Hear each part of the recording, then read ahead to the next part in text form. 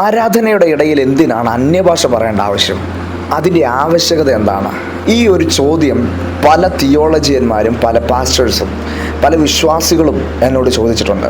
എന്നാൽ എന്താണ് യഥാർത്ഥത്തിൽ ആരാധനയുടെ ഇടയിൽ അല്ലെങ്കിൽ പാട്ട് പാടിയതിന് ശേഷം അന്യഭാഷ ഇങ്ങനെ പറയേണ്ട ആവശ്യം എന്നുള്ളതിനെക്കുറിച്ചാണ് ഇന്നത്തെ എൻ്റെ വീഡിയോ. പുതിയ നിയമത്തിൽ നമുക്ക് വ്യക്തമായി കാണാൻ കഴിയുന്ന ഒരു പ്രധാനപ്പെട്ട ഒരു കാര്യമാണ് യേശു ക്രിസ്തു പരിശുദ്ധാത്മാവിനെ കുറിച്ച് പഠിപ്പിച്ച പഠനങ്ങൾ.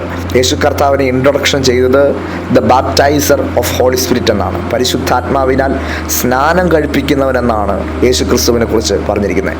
അങ്ങനെ എടുത്ത് നോക്കിക്കഴിഞ്ഞാൽ യേശു കർത്താവ് തൻ്റെ ജീവിതത്തിൽ തൻ്റെ ശുശ്രൂഷയിൽ പല ഇടങ്ങളിലായിട്ട് പരിശുദ്ധാത്മാവിനെ കുറിച്ചും ദൈവത്തിൻ്റെ ആത്മാവിനെ കുറിച്ചും സത്യത്തിൻ്റെ ആത്മാവിനെ കുറിച്ചും വളരെ വ്യക്തമായിട്ട് പഠിപ്പിച്ചിട്ടുണ്ട്.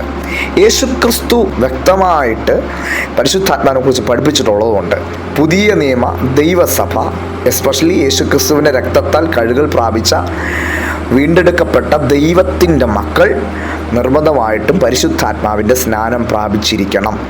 യേശു ക്രിസ്തുവിൽ വിശ്വസിക്കുന്നവൻ്റെ ഏറ്റവും വലിയ പ്രത്യേകത പരിശുദ്ധാത്മാവിൻ്റെ സ്നാനം പ്രാപിക്കുക എന്നുള്ളതാണ്. എന്താണ് പരിശുദ്ധാത്മാവിൻ്റെ സ്നാനം എന്ന് ചോദിച്ചാൽ പൂർണ്ണമായി ഈ പരിശുദ്ധാത്മാവിൽ മുങ്ങുന്ന അനുഭവമാണ്. പൂർണ്ണമായി ഈ പരിശുദ്ധാത്മാവിൽ സ്നാനപ്പെടുന്ന അനുഭവമാണ് പരിശുദ്ധാത്മ സ്നാനം. അപ്പോസ്തലന്മാരുടെ കാലഘട്ടത്തിലേക്ക് വരുമ്പോൾ നമുക്കറിയാം, അപ്പോസ്തലന്മാരും വളരെ വ്യക്തമായിട്ട് പരിശുദ്ധാത്മാവിന് വേണ്ടി കാത്തിരുന്നവരാണ്. യേശു കർത്താവ് തന്നെ അപ്പോസ്തലന്മാരോട് പറഞ്ഞു, നിങ്ങൾ പരിശുദ്ധാത്മാവിനെ പ്രാപിക്കുവോളം ജെറുസലേമിൽ കാത്തിരിക്കാൻ പറഞ്ഞു. ശക്തി നിങ്ങൾക്ക് ലഭിച്ചതിന് ശേഷമാണ് നിങ്ങൾ സാക്ഷിയാകാവുള്ളൂ എന്നുള്ളത് വ്യക്തമാണ്. അപ്പോൾ ശക്തി ലഭിക്കുക എന്നുള്ളതും പരിശുദ്ധാത്മാവ് വരിക എന്നുള്ളതും തമ്മിൽ വളരെ ബന്ധപ്പെട്ട് കിടക്കുന്നു. അപ്പോൾ പരിശുദ്ധാത്മാവാണ് ഒരു വ്യക്തിക്ക് സുവിശേഷ വേലയ്ക്ക് വേണ്ടി അല്ലെങ്കിൽ ക്രിസ്തീയ ജീവിതത്തിന് വേണ്ടിയുള്ള ശക്തിയെ തരുന്നത്. പരിശുദ്ധാത്മാവ് നമ്മുടെ ഉള്ളിൽ വരികയും പരിശുദ്ധാത്മാവിനാൽ ഒരു വ്യക്തി ജീവിക്കാൻ തുടങ്ങുകയും ചെയ്യുമ്പോൾ ആ വ്യക്തിയുടെ ആരാധനയും പരിശുദ്ധാത്മ അടിസ്ഥാനമുള്ളതായിരിക്കും. അതുകൊണ്ടാണ് യേശു കർത്താവ് പറഞ്ഞത്, ദൈവം ആത്മാവാകുന്നു, ദൈവത്തെ നമസ്കരിക്കുന്നവൻ ആത്മാവിലും സത്യത്തിലും നമസ്കരിക്കണം.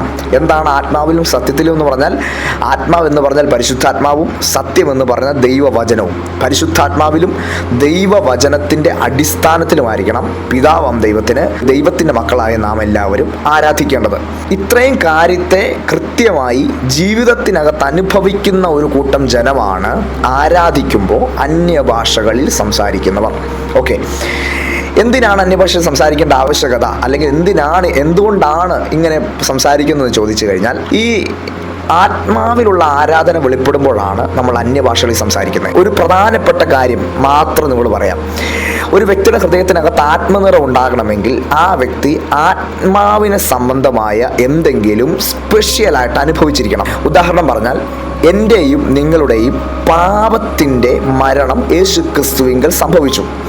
നാം പാപം സംബന്ധമായി മരിച്ചവരാണ്.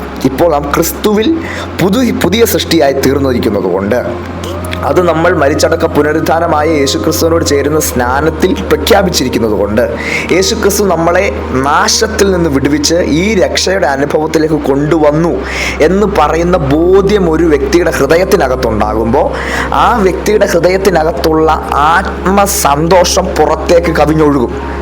ഈ ആത്മസന്തോഷം പുറത്തേക്ക് കവിഞ്ഞൊഴുകുന്ന അനുഭവത്തിലാണ് ഒരു വ്യക്തി അന്യഭാഷകളിൽ ആരാധിക്കുന്നത്. സോ തിരിച്ചറിയണം, ഇന്നത്തെ തലമുറ പലപ്പോഴും ഇതിനെ അനുഭവിച്ചിട്ടില്ല. എന്നാൽ എൻ്റെ തൊട്ടു മുമ്പുള്ള തലമുറ അവരുടെ ആരാധനയുടെ സിസ്റ്റം എന്ന് പറഞ്ഞാൽ ഇങ്ങനെ ആയിരുന്നു.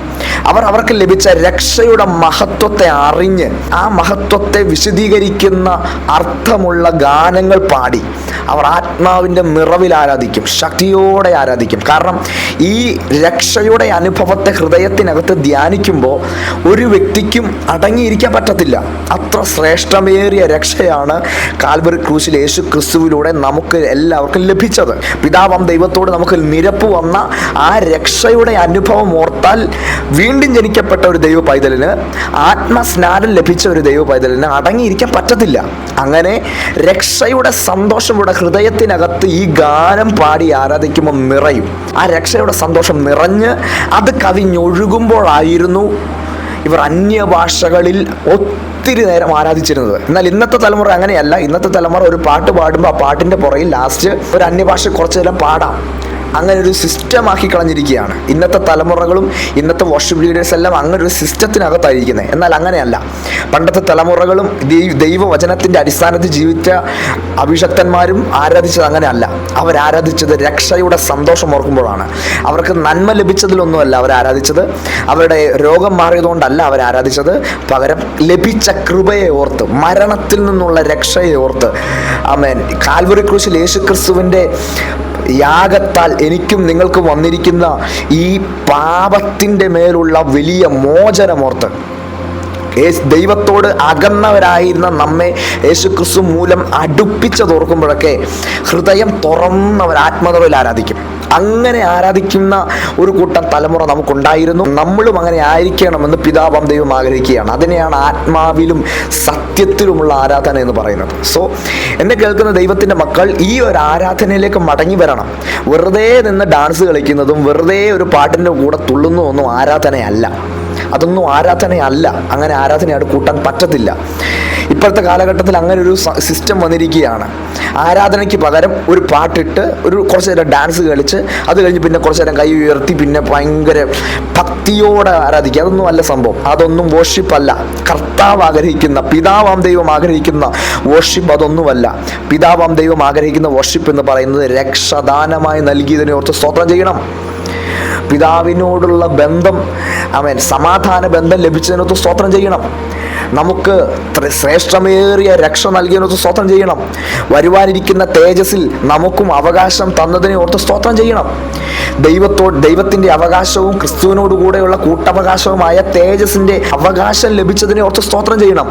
ഇതൊക്കെ കിട്ടിക്കഴിഞ്ഞു കഴിഞ്ഞാൽ അന്യഭാഷകളിൽ നമ്മൾ നിറഞ്ഞാരാധിച്ചു പോകും. മണിക്കൂറുകൾ ആരാധിച്ചാലും നമ്മുടെ കൊതി തീരത്തില്ല.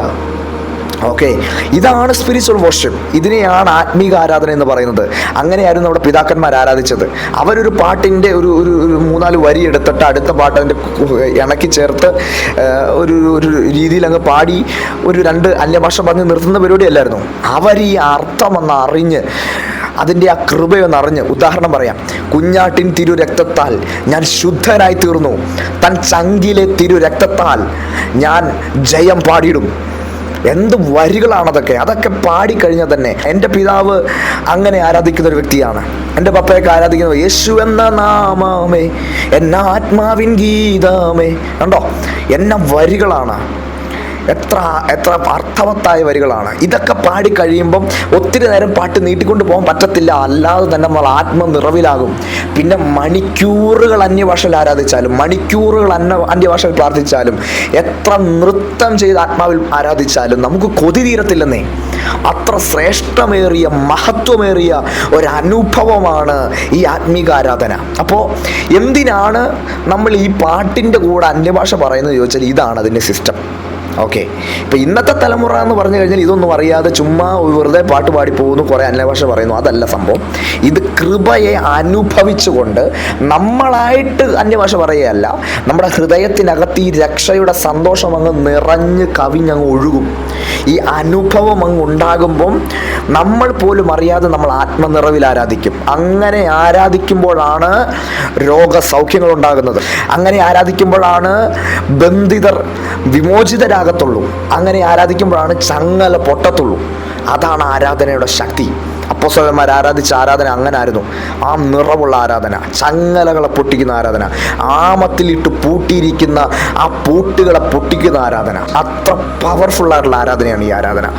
ഇതാണ് പെന്തക്കോസ്ത് സമൂഹം പിന്തുടരുന്ന ആരാധന. അപ്പോൾ നിങ്ങൾ ഈ ഒരു അനുഭവത്തിനകത്ത് തുടരുവാൻ നിങ്ങളെ തന്നെ ഏൽപ്പിച്ചു കൊടുക്കണം. പിതാവാം ദൈവം ഇച്ഛിക്കുന്നത് ആത്മാവിലും സത്യത്തിലുമുള്ള ആരാധനയാണ്. ഇത് നിങ്ങളിൽ നിന്നും ആഗ്രഹിക്കുന്നു, എന്നിൽ നിന്നും ആഗ്രഹിക്കുന്നു. കർത്താവ് നിങ്ങളെ ബലപ്പെടുത്തട്ടെ, ശക്തീകരിക്കട്ടെ.